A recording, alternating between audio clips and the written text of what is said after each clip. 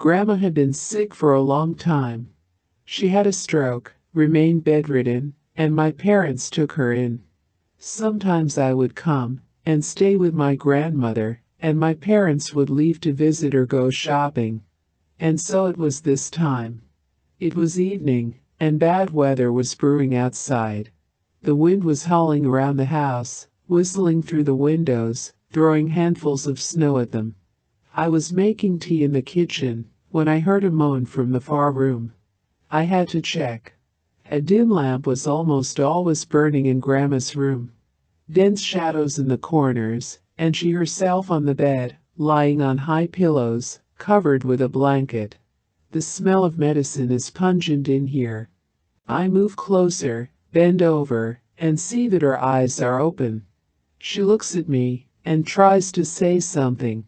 Her face is crooked. This is often the case after a stroke. I take her hand to reassure her and feel something in her palm. I turn her to the light. It's a cross. It must be silver, but it's all blackened.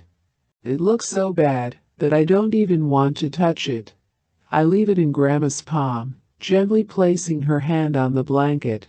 She calms down, and I go back to the kitchen. It's strange actually. Grandma was never a believer. On the contrary, in fact, she didn't go to church, didn't celebrate Christmas or Easter. She used to have bundles of herbs hanging under the counter in her house. I remember it from my childhood. For some reason she tied them up in the shape of human figures. Who knows why? But the neighbors were afraid of her. And why is the cross black? Maybe it's the sweat that darkens the silver. Someone said it takes on everything bad, and then it turns black. I wish silver would take away my grandmother's sickness. Behind these thoughts I hear a strange sound. It certainly shouldn't be like that in winter. It sounds like a fly hitting the window. I walk up, and sure enough, it's February and it's buzzing, flitting, knocking on the window. Maybe they're breeding in the cellar. But it's cold down there. Something creaks in the far room. I go there, and see that the blanket is lying on the floor, and my grandmother is lying across the bed, as if she tried to get up and could not. But it can't be like that. She's completely paralyzed. I carefully unwrap her, cover her with the blanket, and see that her palm with the cross is clenched in my fist, so white that the bones have turned white. She follows me with her eyes as I walk out into the hallway. I take a few steps and realize I hear a buzzing sound. It's loud, like a swarm of flies nearby. And in the background, a long, lingering moan from my grandmother's room. My legs become padded, and I don't want to check on Grandma, or deal with the flies, or be here at all. I hear the clock in the kitchen ticking slower and slower, and the air around me thickens and vibrates and buzzes.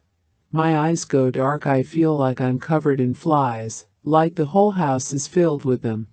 The wind blows through the house. It gets cold. The doors slam. The floors creak.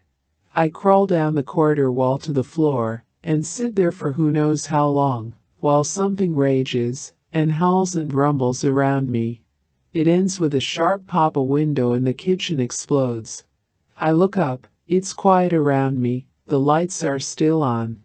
I walk into the kitchen and see shards of glass on the floor. Just then I remember my grandmother and run to the back room. She is lying motionless and not breathing. Her palm with the cross was open, and there were crumbs of charcoal in it. Her skin is smeared with soot. I didn't tell my parents. They were upset enough as it was. The kitchen window?